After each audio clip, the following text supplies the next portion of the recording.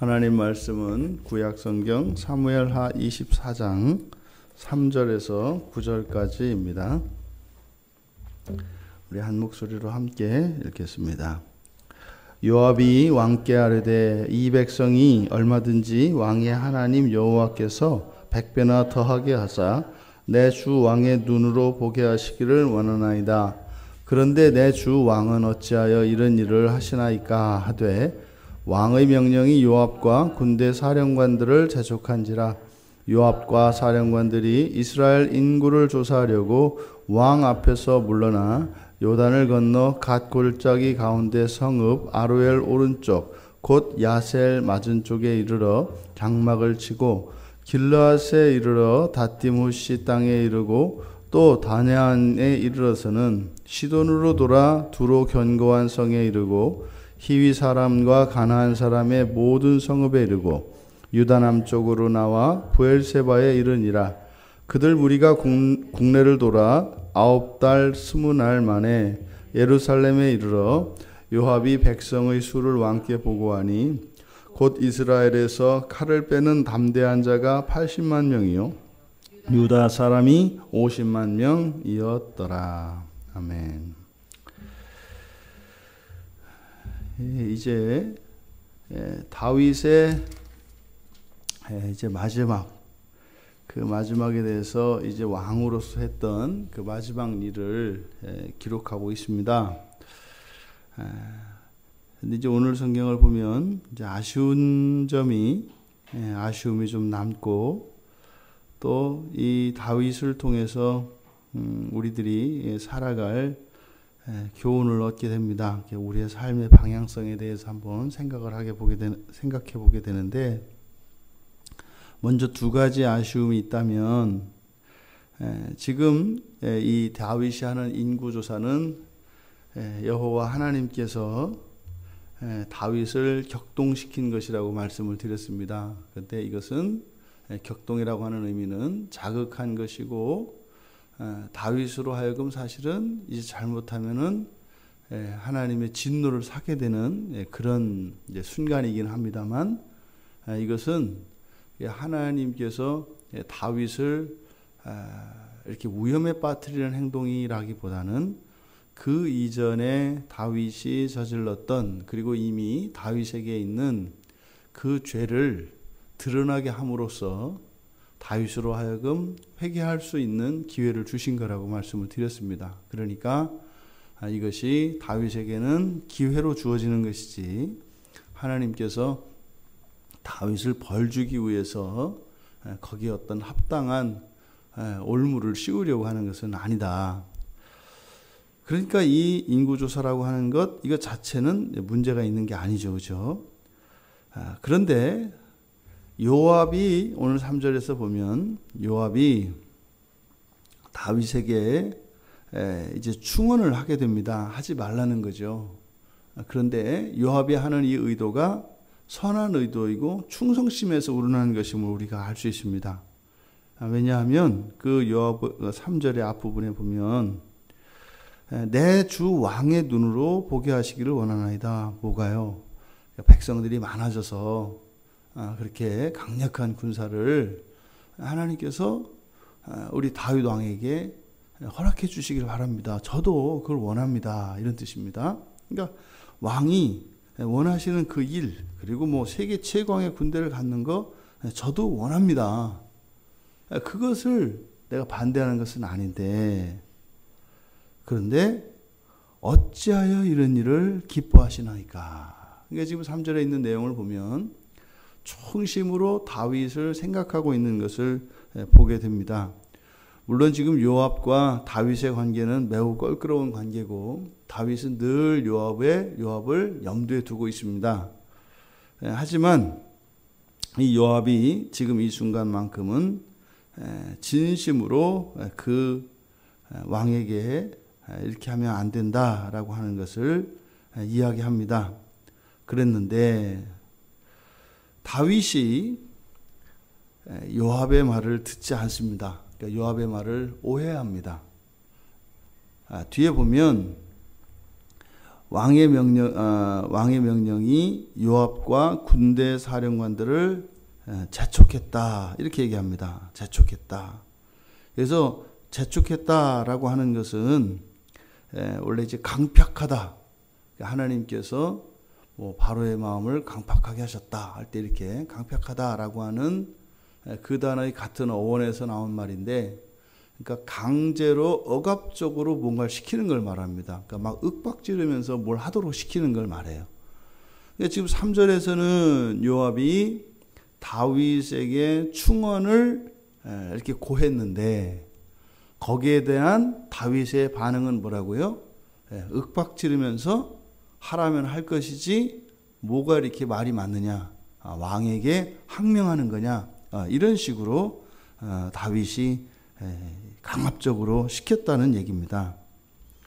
그런데 보니까 요압에게만 그런 게 아니라 요압과 군대 사령관들을 재촉한지라. 그러니까 무슨 말이겠어요? 요압이 한 말에 대해서 뭐 우리가 우리나라 저 궁중의 그 모습들을 드라마나 이런 데 보면 한 사람이 뭐 대왕마마 뭐 이렇게 해서 저희들의 뭐 이 뜻을 받아 주시옵소서. 그러면 이제 그 같은 사람들이 뭐 성은이 만국하옵니다, 동의합니다, 뭐 이렇게 얘기를 하잖아요. 그러니까 요압이 한 말이 다른 군대 사령관들이 봐도 틀림없이 맞는 말이었던 거예요. 그러니까 동조를 했던 거죠. 왕이시여, 지금 우리에게 이럴 필요가 전혀 없습니다. 여호와께서 함께 하시고 또 이 나라가 이미 이 고대 근동에서는 강력한 패권을 쥐고 있습니다. 왜 그러십니까? 뭐 이렇게 얘기를 한 거죠. 그랬더니 전부 윽박지르듯이 강제로 시키셨다는 거예요. 지금 사실 이렇게 요압의 말에 다른 군대 장관들은 동의하고 그것이 맞다라고 하는 것을 분명하게 알 수 있었는데, 그런데 이 말이 다윗에게만큼은 이렇게 거슬리게 들리는 겁니다. 요압이 하는 말이. 근데 사실은 지금 여기서 요압이 했던 이 충언, 이것을 귀담아 들었더라면 사실은 다윗이 하나님 앞에서 죄를 짓지 않을 수 있는 기회였습니다. 그러니까 이게 아쉬워요. 그러니까 그 사령관과 그 부하 장수들의 그 충심 어린 그 충언을 알아들을 수 있고 그것을 따랐더라면, 그럼 사실 하나님의 진노를 사지 않아도 될 뿐만 아니라 오히려 그동안 묵혀왔던 그런 잘못들을 깨달을 수 있는 기회가 되었을 텐데 그것을 놓친 게 너무나 아쉬운 겁니다. 그러고 보니까 그 충언을 한 요압 그리고 지금 이 왕인 다윗 사이의 관계에 대한 또 다른 아쉬움이 드는 거예요. 만약에 다윗과 요압 사이가 지금 이렇게 껄끄러운 관계가 아니고 또 다윗은 요압을 늘 의심합니다. 이런 관계가 아니었다면 다윗이 요압의 말을 오해하지 않았을 겁니다. 귀담아 들었을 겁니다. 우리도 그렇죠. 나와의 관계에 따라서 그 사람이 나에게 주는 그 말의 의미와 가치가 달라집니다. 어떤 사람이 이야기하면 100% 다 받아들이고 어떤 사람이 받아들이면 반도 안 받아들입니다. 그러니까 이게 관계라는 게 굉장히 중요한 이유가 바로 이런 거죠. 그러니까 그 관계에 의해서 그 사람의 진심이 전달되기도 하고 또 그게 반대로 왜곡되기도 합니다. 그러니까 요압이 늘 또 이렇게 충성스러운 사람이었더라면 지금 이 순간에 얼마나 이 이스라엘 왕국에, 그러니까 이스라엘 백성들에게 얼마나 큰 도움이 되었을까 하는 이런 아쉬움이 듭니다. 그러니까 지금 이스라엘이라고 하는 이 나라가 다윗의 왕국으로 세워져 가는 이 과정들 속에서 각자는 최선을 다하고 있어요. 이런 저런 해도 그 나라를 세우는 일에 참여해서 최선을 다하고 있습니다. 그러니까 뭐예요?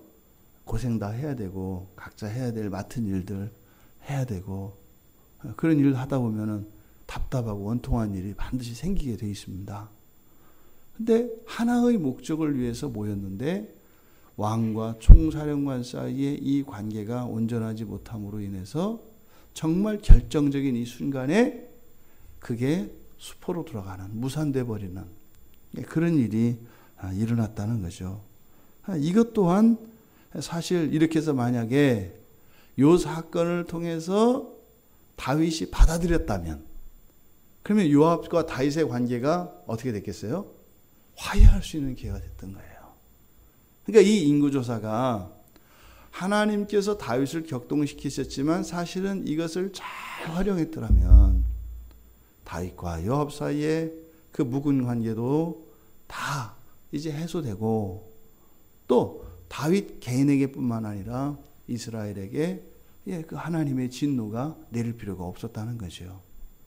그러니까 이 부분이 너무 이제 아쉬운 겁니다.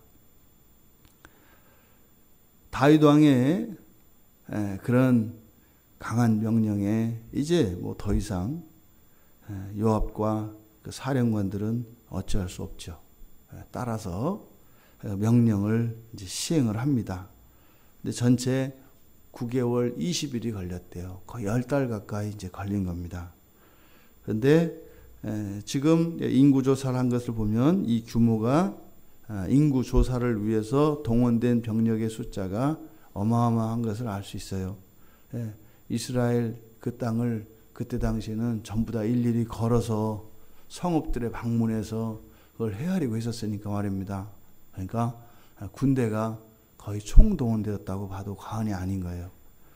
그래서 성경에 보니까 갓골짜기 가운데 성읍 아루엘 오른쪽 곧 야셀 마른 쪽에 이르러 장막을 치고, 이때 장막이라는 게 지금으로 말하자면은 뭐 인구조사 본부 뭐 이런 거죠.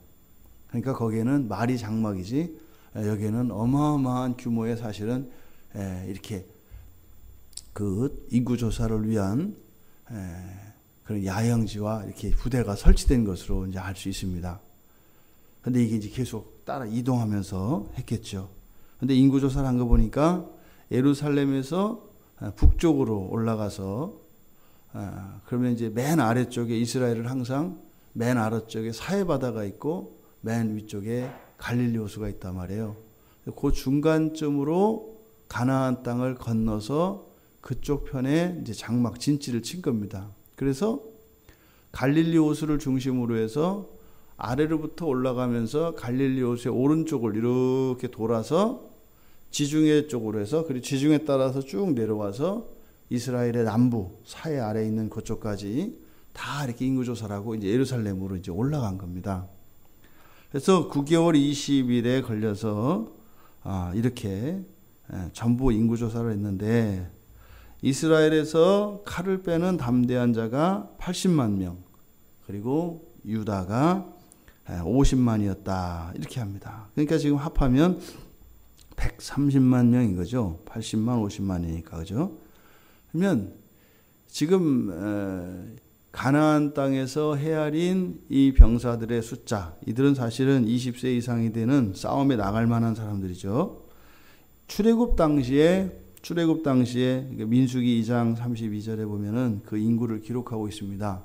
60만 3,550명. 그러니까 그때하고 지금하고 비교하면은 거의 2배. 그러니까 엄청난 숫자의 증가죠, 사실은. 그리고 전체 인구로 따지면 여기서 곱하기 4 내지 5. 이렇게 하면 대략 그때 인구가 이제 나오거든요. 그러니까 곱하기 4만 한다 할지라도 500만이 넘습니다. 500만이. 그러니까 지금 전체 인구가 엄청나게 사실은 이제 늘어난 것이면 틀림없습니다. 그런데 역대상에 가보면 역대상 21장 5절에 보면 역대기의 기록은 여기보다 좀 더 많습니다. 그래서 이스라엘 병력이 110만 그리고 유다 병력이 47만 그래서 총 157만이라고 이렇게 기록되어 있습니다. 그러니까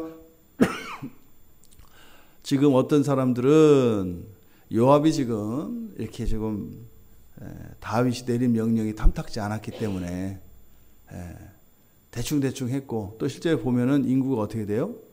유다 쪽 인구는 조금 부풀려서, 그러니까 역대기보다 3만이 더 많고, 그런데 위에 이스라엘 쪽은 어떻게 돼요? 오히려 30만 명이 적어요. 그러니까 오히려 그 요압이 의도적으로 통계를 조작했을 것이다, 뭐 이렇게 이야기를 하는데, 뭐 그것이 뭐 이러냐 저러냐 그 사실관계를 정확하게 해석할 수는 없고, 다만 뭐예요? 지금 이스라엘의 군대가 이스라엘과 유다 쪽, 그러니까 전체의 이 군사의 숫자가 어떻다? 막강하다, 굉장한 군대다라고 하는 것을 알 수 있습니다. 그러니까 이 보고를 다윗이 들었을 때 굉장히 흡족했을 겁니다. 지금도 뭐 우리나라 군대가 뭐 이렇게 안 되죠. 그러니까 어마어마한 군대죠, 사실은. 근데 우리가 이 장면에서 우리 주님을 생각해 봐야 돼요. 그러니까 우리 주님께서 이 땅에 오셔서 이 세상을 구원하시는 그 일, 다윗은 지금 뭐 이스라엘에서 그 고대 군동을 이렇게 다스리고 정복하고 이렇게 했습니다만, 예수님께서 이 땅에 오셔서 구원하시고 정복하신 것은 이 세상이거든요. 세상 전부 다란 말이에요. 그런데 예수님이 하셨던 방식은 심지어 예수님을 잡으러 온 이 무례한들로부터 주님이신 예수님의 안전을 지키기 위해서 베드로가 빼들었던 단검 하나도 내려놓으라고 하신단 말이에요. 그런데 다윗은 지금 그것을 정반대로 오히려 이 군대의 수를 확인하려고 하고 있습니다. 우리가 이 인구조사를, 다윗이 인구조사한 이것을 결정한 이것은 우리들의 삶 속에서도 이런 선택의 문제로 오게 될 것인데, 다윗의 관심은 바로 자신의 왕국의 안전과 승리, 번영에 대한 확인이었습니다. 그러니까요, 여호와 하나님의 승리 그리고 나의 승리라고 하는 이 두 가지가 대립할 때가 있다, 이 말입니다. 그러니까 지금 여기서 다윗이 자신의 왕국의 승리가 사람과 이 군대로 말미암은 것이 아니고 하나님으로 말미암은 것이었다면, 지금 여기서 인구조사할 것이 아니라 하나님께 제사를 드려야 했겠죠. 그런데 인구조사를 했습니다. 우리가 이 세상을 살아갈 때 여기서 하나님께서 다윗을 격동시킨 것은 호승심, 그리고 자기 도취, 뭐 그리고 성공, 번영, 이런 거라고 했습니다. 그랬을 때 거기에서 하나님의 승리를 보고 그리고 하나님께 영광이 되는 선택을 할 것인가, 아니면 나의 영광, 나의 승리를 위한 선택을 할 것인가 하는 이런 선택의 문제가 주어진다는 겁니다. 다윗은 하나님의 승리가 아니라, 그리고 하나님의 영광이 아니라 자신의 영광과 이 사람의 승리를 선택했습니다. 그것이 확실하다는 거예요. 하지만 성경은 우리들에게 교훈합니다. 우리의 모든 안전과 승리, 번영, 이것은 하나님 것이고 하나님의 영광이어야 하고 하나님의 승리이어야 합니다. 그랬을 때 우리가 이 세상을 살아가는 그 인생의 목적이 참으로 이루어지는 것이고, 우리의 인생도 허튼 길로 나가지 않는 것이라 할 수 있을 것입니다. 오늘 하루 또 우리들의 평생의 삶이 나의 영광과 하나님의 영광 사이에서 나의 승리와 하나님의 승리가 이렇게 대립할 때 우리는 누구를 선택하며 어느 쪽을 선택하며 살아왔는가, 그리고 우리는 어떻게 우리의 인생을 살아갈 것인가, 우리 성경은 우리에게 묻고 있습니다. 여러분 각자의 신앙에 따라, 여러분들의 인생에 따라 선택을 하겠죠.